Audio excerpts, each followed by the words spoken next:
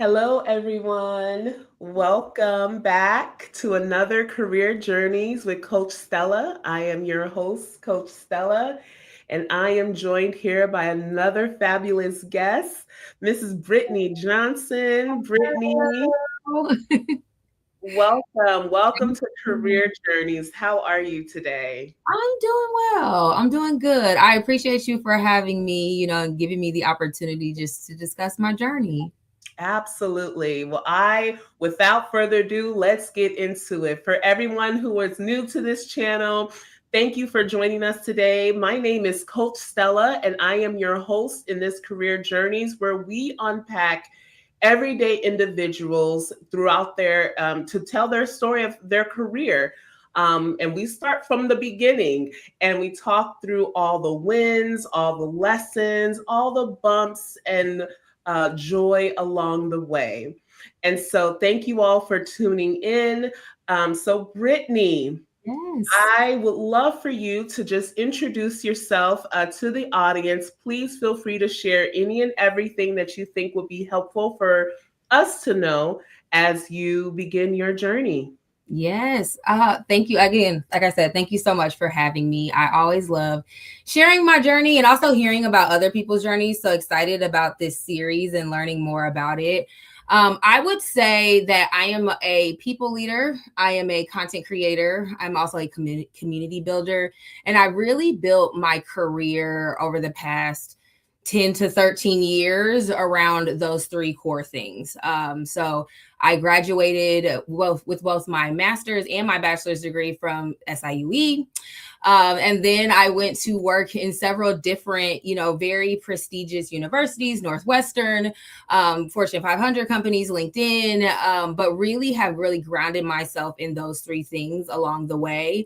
I also have built my own creator community through Love Be Style over the past decade as well. So I would say if I had to kind of talk about my journey in a way that kind of brings it all together, would be those three things: a people leader, a content creator, and a community builder.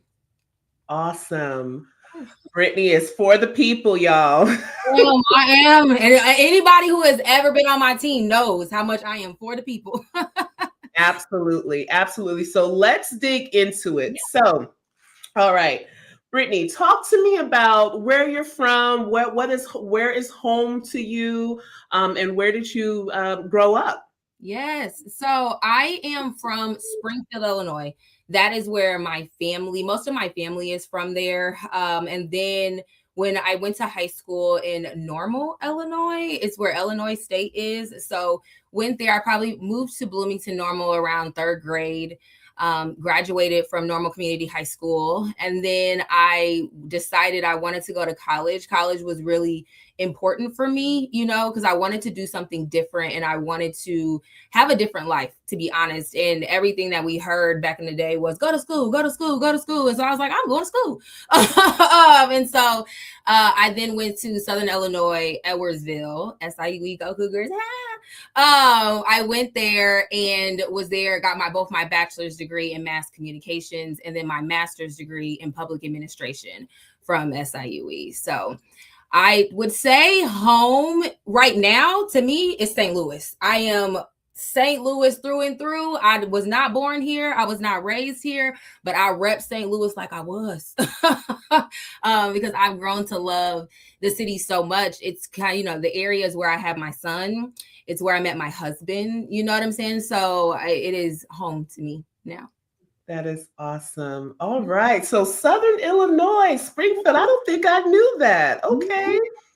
All right. So talk to me. So you said that you knew college. So I assume first generation to go to college in your family? First generation. Yes, I All am. right. So let's talk about that a little bit. So, what was the college selection process like for you? How did you navigate that? And then give me some highlights about your college experience as an undergrad. Yeah. So I really didn't know much of anything that I wanted to go to school.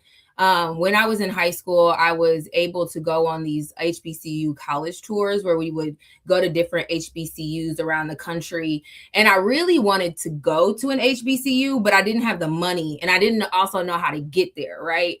One of the HBCUs that we went to was North Carolina A&T, and I loved it. Oh my gosh, I loved A&T, and I wanted to go there, but I didn't realize like how I could get there financially just because we did not have it. And so when I started to think about applying to colleges, I was looking locally, and one of them that came up was actually SIUC. And I applied to Carbondale and got into Carbondale and was going to go because my ACT scores, hey, I knew there was only so many schools I was going to be able to get in with my ACT. So I applied to Carbondale, went there, and then it just so happened that one of my mom's friends at the time, she was going to visit Edwardsville, and she was like, "Hey, Brittany, come on, you could just come." She was taking her cousin or somebody in her family. She's like, "You could just come with us." And I went to Edwardsville, and I said, "This is the school. This is it." And I applied. I got in.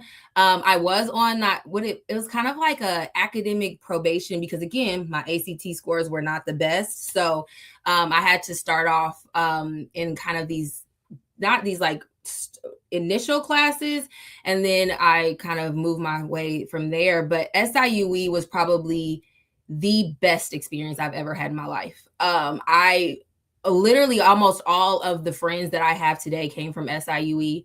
It is where I started my professional career. It was just such a pivotal time in my life. I had my child when I was when I went to SIUE. So SIUE holds a near and dear to my heart for sure. Awesome. Awesome. And we always hear those stories, your lifelong friends that you find in college. So talk to me a little bit about that. So navigating college, you just brought up that you became a mom while in college. Mm-hmm. What was that experience like, and how did you navigate that? Yeah.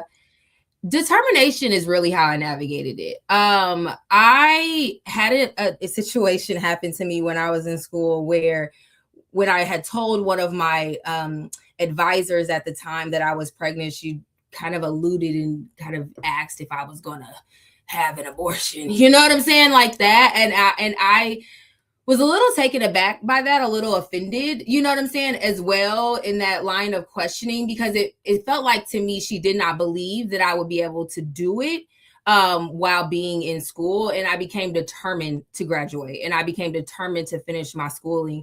And I really used CJ as my motivation, right? Like we were growing up together. Truly, I was 19 when I had him.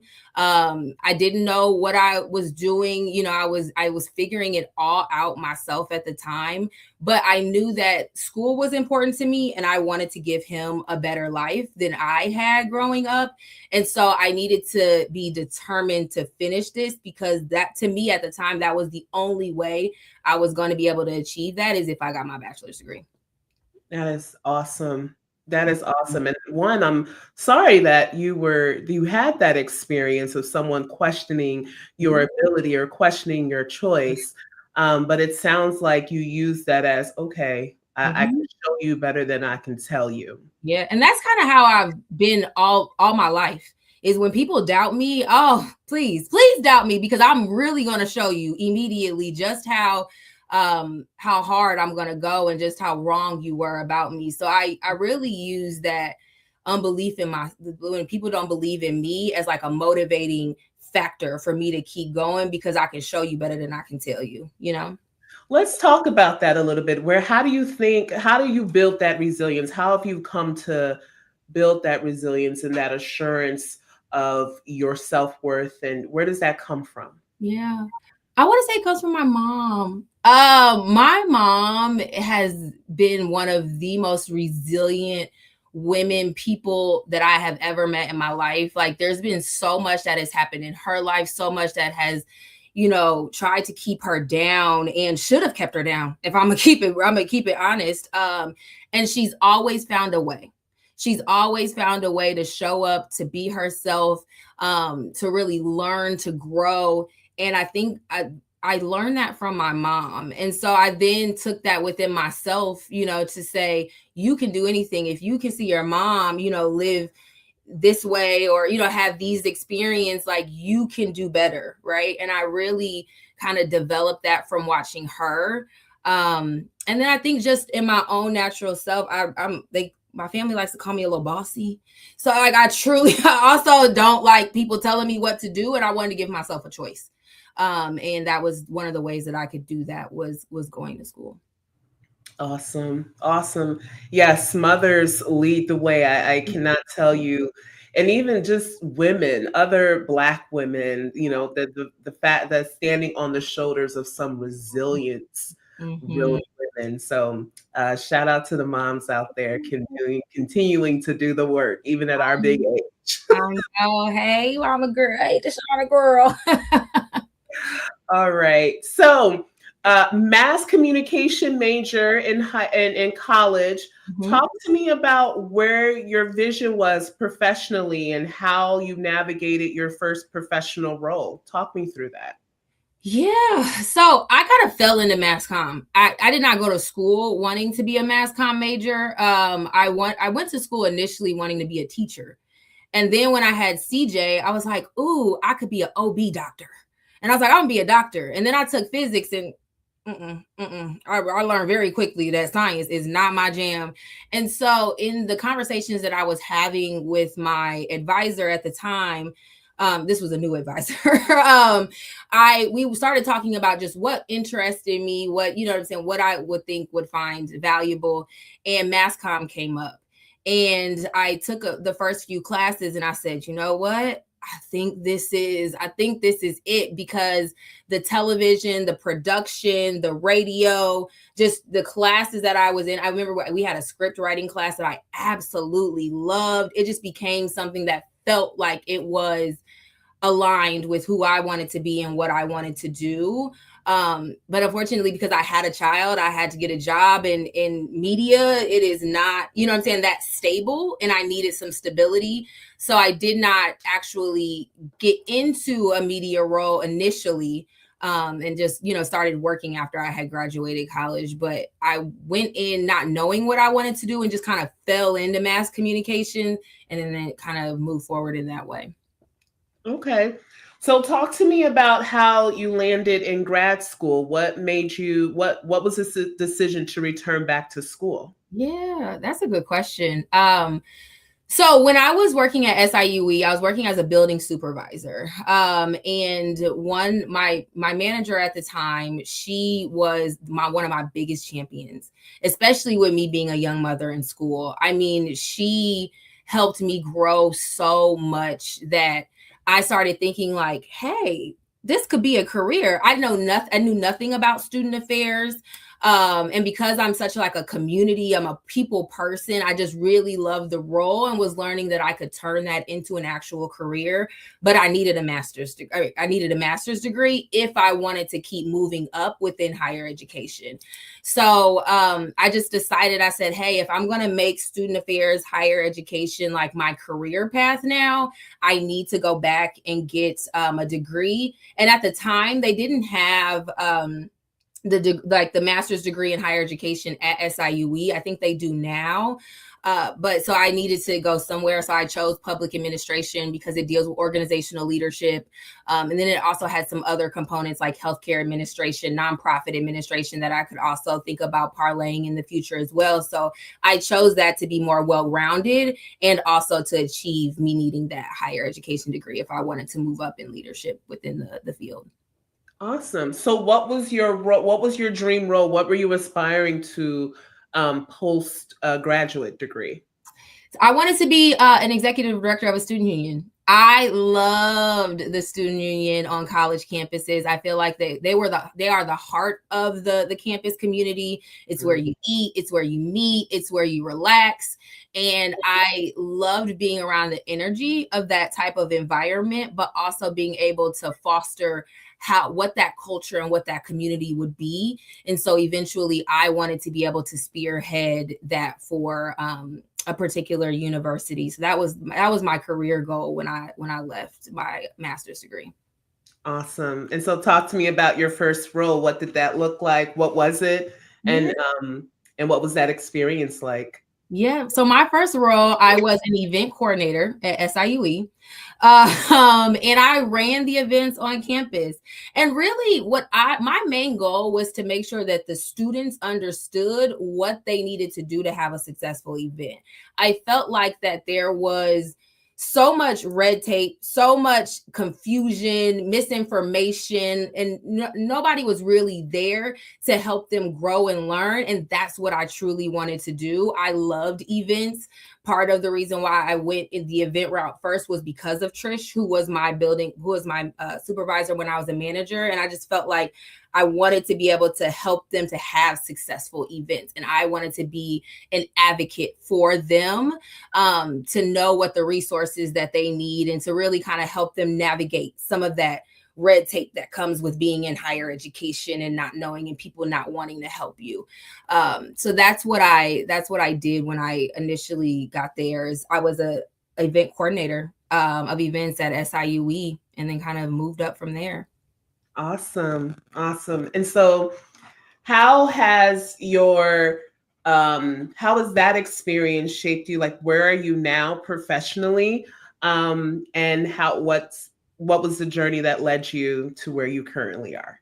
Yeah. So it shaped me a lot. Like I said, it made me realize just how much people leadership is necessary. Like strong leaders are needed in these roles. This where the community builder came, out as well.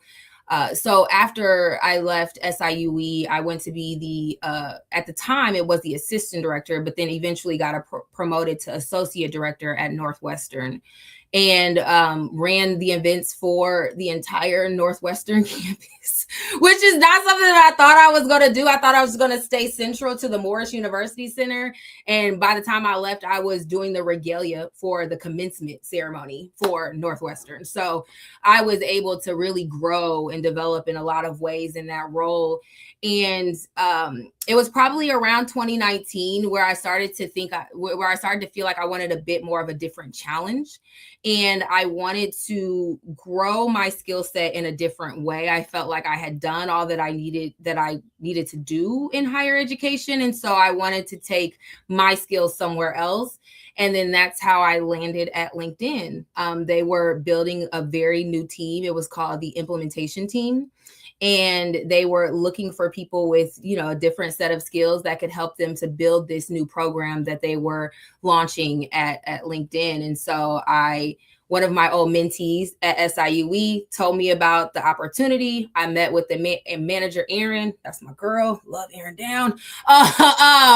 Met with her. And then that became how I transitioned into tech and got the job at LinkedIn. Wow. So okay, let's talk about that. So as some folks may know, higher education is it's a niche area. It is. And truth be told, we're honestly said it's a small field, and once you're here, you kind of get, it's hard to leave. It's hard to transition. It's hard for outsiders to see our transferable skills. And I'm using we as collective as a higher ed professional myself. So talk to me about what that transition was for you from going from higher ed. I mean, even from undergrad, it seems like you were born and raised and brought up professionally at SIUE. I was. Went over to Northwestern, which, going from a public school to a private, highly selective institution, I mean, that's a journey in and of itself, that transition. But then transitioning out of completely higher ed into the world of tech. How did you navigate that? Tell me some either pitfalls or, highlights of what that transition was like for you. Yeah, I knew I could do the role because while the product was different, how I supported the people was different. there were a lot of transferable skills that I learned in working with events, right? We led programs. You know what I'm saying? We truly were building things from the ground up at Northwestern. And all I had to do was translate that into how I would now help customers, right? Like how I would help bring them along this journey of after they bought the product, how they can implement it, and then, you know what I'm saying, be transitioned to their account team. And I saw it as an opportunity to pretty much do the same thing, but learn it in a different way, that I was, you know, do the same thing that I was doing at Northwestern and events, but just now do this for the implementation team, right? And so I saw the opportunity for me to use my transferable skills, but also grow and develop. And so that really is what that transition looked like for me. I think when it comes down to it, I was just very determined. I knew I could do it. All I needed to do was get the opportunity to learn, and LinkedIn gave me the opportunity to learn. And so once you have once you have the skill set to do a job, you can learn how to do practically any job. You just have to be given that opportunity. And so that is how I was able to transition in that. And then I just began to grow. It was a learning curve. I'm not even going to lie about that. I did have to learn, but some of my like natural superpowers came out, like me being a leader, me being a community builder, me being really curious and asking questions. Those things helped me to be able to take something that I knew nothing about and then grow it. And then in very short order, I was leading projects, right, at LinkedIn. And then about a year and a half, 2 years in, they approached me with leadership. So I was able to get back into leadership there as well. That is awesome. So upward mobility was available to you. Professional development was available to you as you made that transition from higher ed to tech. Yeah. That's awesome. That is awesome. And what I always preach about to my leaders, and when I do consulting with inclusive leadership, is how are we setting up our employees for success? Once they're coming in the door, how do they know how to be successful? What tools are we giving them to be successful? And it sounds like you had that from day one and transitioning over to the tech industry. Yes, it was. And the culture was also very warm and open as well, right? I think one of the things about the implementation team is, since we were all building and we were all in this for the first time, there was a lot of trust and respect that we had for each other. We really helped each other grow. And I think that culture reminded me a lot of being at Northwestern, and I really appreciated that. That's awesome. Awesome. All right. So talk to me about where you are in your career journey.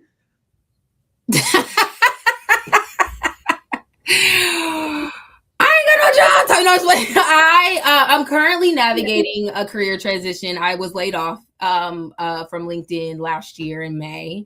So I am still navigating that journey of finding where my next role is going to be. So that is where I'm at currently. I like to joke and say I ain't got no job right now, y'all, but I'm gonna have one soon. Absolutely, you are going to have one soon. And thank you for for coming on here to share your journey and talk through this period of your journey. Unfortunately, Brittany, you are one of the 8% of Black women in the US right now who are currently unemployed. And while you are in good company, it is not the space that I know we want to be in or choose to be in. So let's talk about this moment that you're in. What has this transition been like for you? What has the job search been like for you? And how are you maintaining your well-being and your mental health during this time? I know that was a 3-part question. Feel free to share as much or take us down roads that you feel comfortable with. Yeah. This has been hard. I would say, as somebody who has had a job since I was 18, 19 and haven't really navigated too many long standing career gaps, this is hard. And especially for me, with the talent, the experience, the drive, the determination that I have, like I want to be doing something. I want to be connected to something. And so having to take a step back and just reevaluate, what is most important for me has been hard. I've had breakdowns, I've had high wins, but I've learned a lot. And one of the things that I learned throughout this time is that even though LinkedIn was a dream job for me, I lost myself at LinkedIn. I lost a little bit of why I left higher education, who I am as a leader and as a person. And I have now just gotten that back. I feel like I've gotten my spark back through going through this transition. As hard as it has been, I'm very grateful because the next role that I will get, you know what I'm saying, will get that Brittany that first went to Northwestern, that first went to LinkedIn, right? I'm not going to be a fragmented version of myself. So I would say that while it's been hard, it's been very insightful and I've learned a lot. The interview process, we need to do an overhaul. We need to do an overhaul in how we are interviewing, folks, especially as more and more folks are entering this time of like having to job, search, because without, anything of their own, because they're being laid off. All of these layoffs are happening like on a day-to-day basis. So it's been hard, but I've seen some really good things from, the interview process. I've learned a lot. I hadn't interviewed in 6 years. So I feel like I'm learning a lot just in how to tell my story, how to, show up, you know what I'm saying? Like as a qualified candidate, but also be myself. Right? Like, I think that is the most important thing for me in my next role is that if you're going to hire me, you're not going to hire me because I answered all the questions in the best way. You're going to hire me because you want Brittany. And that is one of the things that I keep telling myself throughout this journey. So I'm still on it. I'm still navigating it, but it's been good, I would say, for the most part. What are you looking for in your next professional role? Yeah. I'm looking for someone who wants a leader that is not afraid to build, that is not afraid to advocate, and that knows how to develop a high performing team, right? And I leave this generally vague because sometimes what happens is we like to go, well, you worked in customer success, so you need to go to customer success, right? And as somebody who has made a bunch of different career pivots, you can be successful in different industries. You just got to know who you are and the skills you bring to the table. I had a coaching session with a previous sales director at LinkedIn, and she really asked me, what are your superpowers? And that is what, you know what I'm saying? Like you should be looking for and what you should be putting forward as you are navigating and looking for your next role. And so I'm looking for somebody who knows how to build, who understands strategy, who can create a strong culture for a team, right? But then also can learn and grow in the role. We don't know what we don't know, and we're not going to know everything going into it. So there has to be some room for learning and growth. That's awesome. And thank you for shining a light on the pivots and the transferable skills and honing in on your superpowers. Thank you for highlighting and amplifying that. I think as hiring managers, sometimes what we do just because of how bias works and how bias shows up in our brain when we're looking to fill a role that was recently vacated, sometimes we're looking for that person who vacated the role. Yes. And I find that a lot. And I also find that sometimes you don't even know what you're looking for. You haven't even done an assessment of the team that you currently have and where the gaps are that this person could fill. They kind of take the job description and say, you need all of these things. Well, maybe I don't need to be high in revenue forecasting, but adoption, we're not good at this. So we do need somebody to hone in on this. And then you can learn that if you don't naturally come with that, right? I think a lot of hiring managers that I have encountered along this process don't quite know what they're looking for, and they're either looking for a version of somebody that just left, or they're just trying to throw spaghetti at the wall and see what sticks. Truly.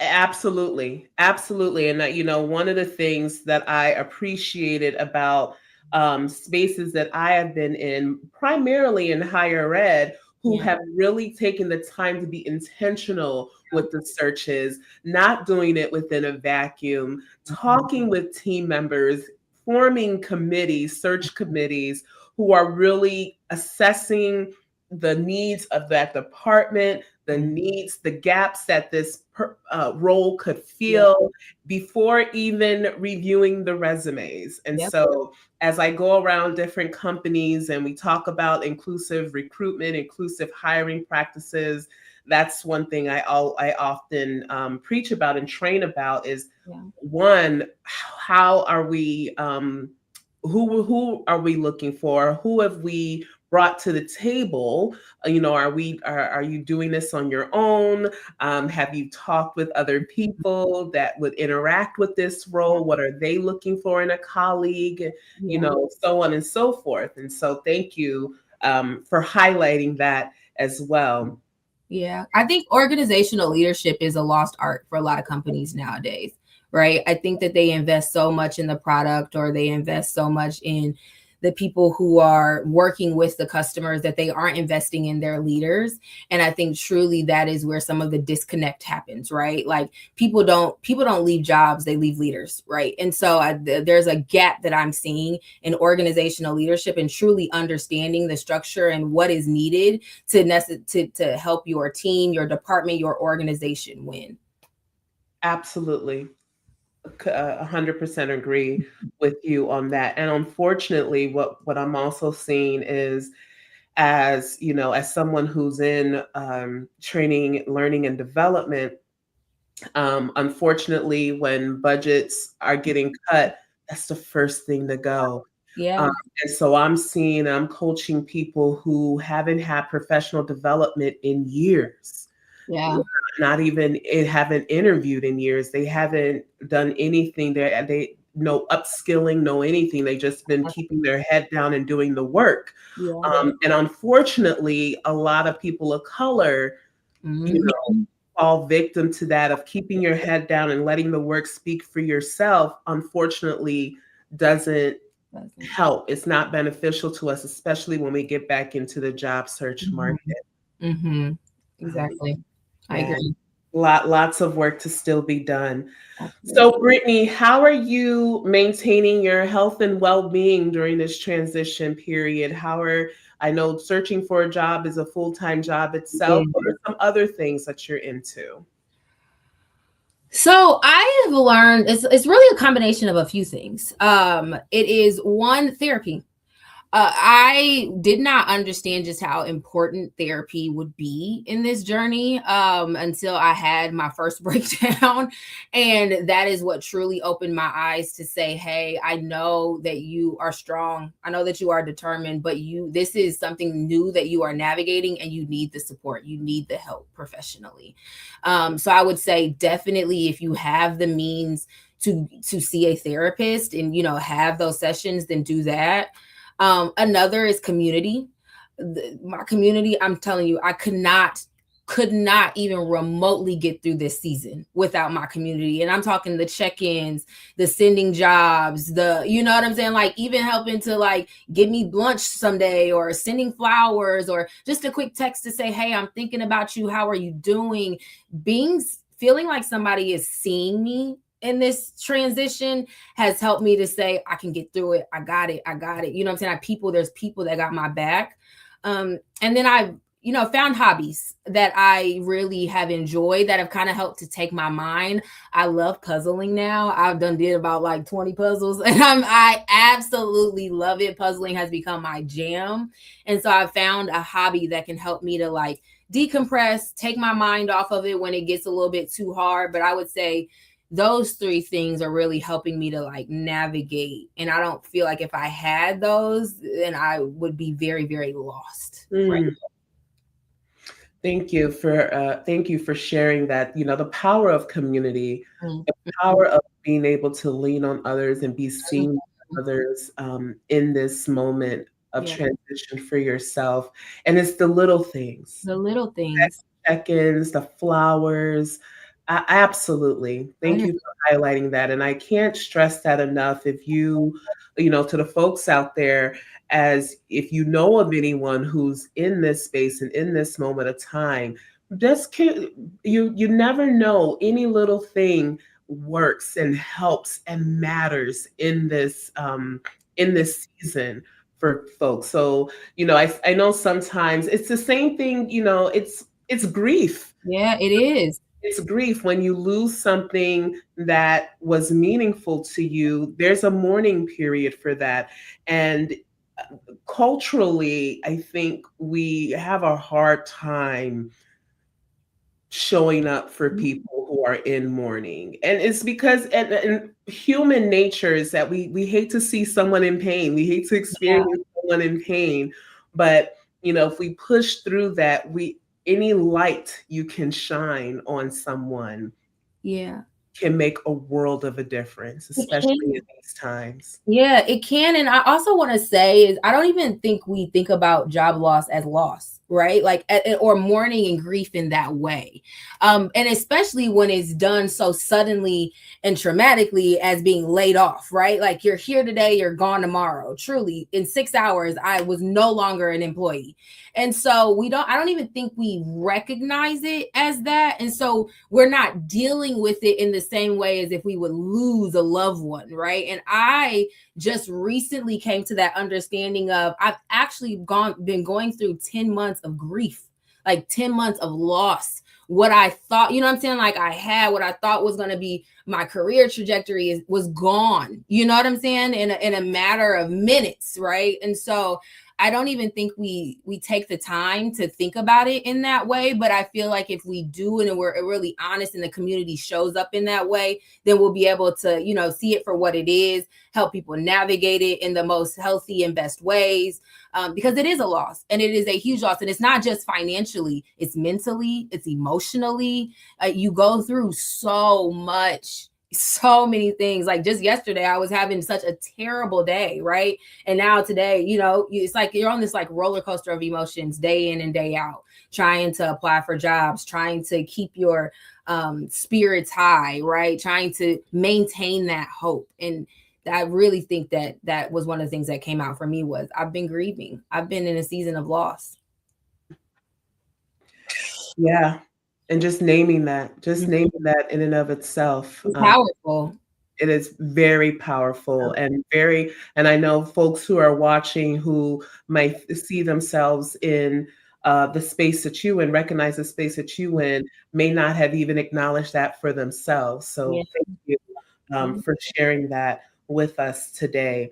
So I want to transition over to another title, another space that you're in, and it's amazing that I didn't know you were a mass communications major. So I'm seeing a full circle moment here. Talk to me about your path to content creation with Love Be Style. Let's hear it. Yes, Love Be Style is my baby. Like truly through and through, it is my baby. I started off blogging in 2012. And again, it wasn't something that I had set out to say, I'm going to be a blogger. I'm going to start this page. I was driving to SIUE one day and I really did feel like God was calling me to, really elevate my own personal style, but then also share that journey with others, and really create a community of women who were trying to be stylish, trying to figure out what their style is, you know what I'm saying? But then really start to begin to express their authentic selves through, that fashion and that style. And so it started in 2012 with a blog. It was called Love Style Transform at that time. And that is because that was kind of how I was becoming who I am today. I was learning to love myself. I was learning to find my personal style. And then I was also transforming as I was navigating the different, things that were happening in my life. And so it started there, and then it's kind of gone through its own journey, to now where we get to Love Be Style, where my real main goal is just to empower women to be their most authentic and stylish selves, right? And to live their lives authentically as well. And so it's taking a lot of different turns and twists, but it's been very fun to grow in this world. And it also has taken me through there too, truly, from engagement to building the community to getting the followers to brand sponsorships that I've had at one point. But it's been another rewarding part of my life that I truly, truly am grateful for. That's awesome. And it's been such an honor and inspiration to follow your journey. I remember from the very beginning when you started on Instagram, and I was like, okay, Brittany. But then what I love about your channel, what I love about the space that you, is like you let us in. Yes. You let us into the everyday you, and from the beginning, I remember you going to the branding workshops and documenting that, and going to the expos and really honing your craft, studying your craft, before launching off. And I've also been inspired of how you aren't shying away from sharing your current, Yeah. journey, um, on your page, along with giving styles and tips. And how has that helped how has that helped you in this period of transition? Has it, do you feel like it's been burdensome? Do you feel like it's been helpful? Talk to me about how this content creation is helping you in this moment.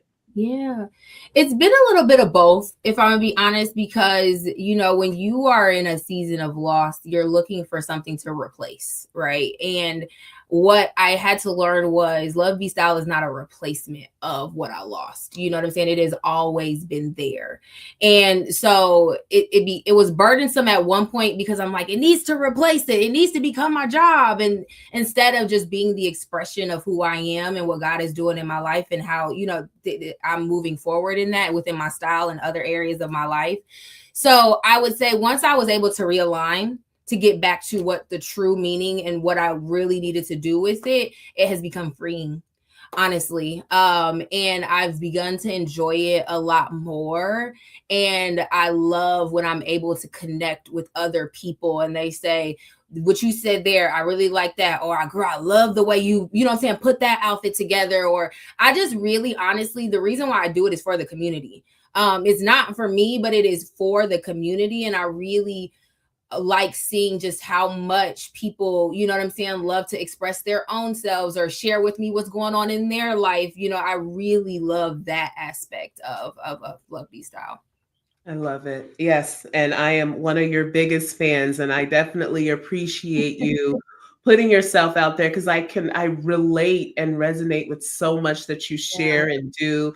I do not consider myself a fashionista, and even some of your styles, I'm like, I would have never thought to do Yeah. this combo. Okay, Brittany. And that's the fun part. I really don't think my style should be your style, right? I think my style should just inspire you to figure out what your style is. And that is the main purpose of it, right? To say, okay, I didn't think about that. Let me think about, in this way, like truly spark that creativity within you. And that's kind of like the main goal that I have when it comes to my page, to my channel. Yeah, well, you're definitely making impact. So thank you. Thank you for putting yourself out there. I know it's not easy. Content creation is not easy. Yeah. It's a full-time job. It can be. It can be. It is a full-time job. It is a full-time job, and I hope that, those who are looking for someone to lead content creation, will see this and see that you've been at it for over a decade, well over a decade now. So Yeah. definitely some skills and impact to tap into. So hiring managers out there, please be sure to reach out to Brittany. Yeah, reach out. Brittany, I cannot believe we are already at time. No, it seemed like it went by so fast. Oh my gosh, I feel like we just scratched the surface. I don't know. We really did, but you are always welcome to come back. But would love for you to just share how can people find you if they would love to talk more about your journey or if they wanted to share any opportunities with you. Yeah, so on social media, it's Love Be Style. On Instagram, TikTok, that's primarily where you can find me. On LinkedIn, it's Brittany Johnson. If you want to also put Brittany Johnson LinkedIn, because sometimes there's a lot of Brittany Johnsons. I do have a common name, so you can also put Brittany Johnson LinkedIn because that will then be able to make me more searchable. You can find me on there. Awesome. Brittany, thank you so much for coming on here and sharing your journey with us. Thank you for having me. Absolutely. So I love to end all my segments with some spitfire questions, top of mind thinking. Are you ready? I'm ready. All right. Don't think too hard, just top of mind. Let's hear it. All right. First one. What is a morning ritual that you try to not break? Ooh. Oh wow. Oh my gosh, my skincare routine. I don't know. You're not the first person to say that. Skincare. Yes. Skincare. Yes. Gotta make sure it happens. All right. What is a book that has made a huge impact to you or that you keep coming back to? So there's a book. It's called Start Something That Matters. I read this years ago. It's about the company Tom's and how they started that brand with giving back to communities. I can't remember what the communities are, but I haven't went back to the book to read it again. But that concept of building a brand that is also giving back at the same time has never left me. So Start Something That Matters is one that has stuck with me. Awesome. One song that automatically shifts your mood. Wipe Me Down by Boosie. I love y'all. I do. The remix though. Immediate shift in the mood. No, you didn't even have to think hard about I already know that song. That is my come out song. Whatever it needs to be. If you want to get me hype, put on Wipe Me Down remix by Boosie. Yes. Love it. All right. Complete this sentence. Lately, I'm learning to.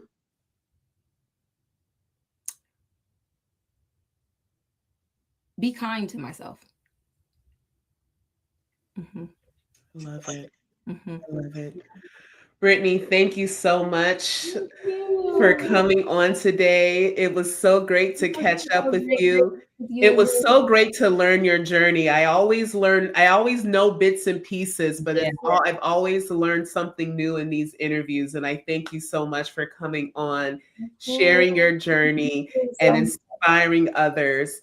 I also want to put a special invitation out there. If you are currently in the job market and would love to share your career journey, please feel free to reach out to me at coachstellaoc@gmail.com. Would love to have you on, and let's get some more experiences and skills out there. So make you more searchable for these next opportunities. Thank you all so much. Be sure to tune in. Catch me on Coach Stella OC on Instagram, as well as my YouTube channel. Please feel free to like and subscribe. Career Journeys with Coach Stella on YouTube. Thank you all again, and we'll look forward to seeing you at the next journey. Bye, everyone.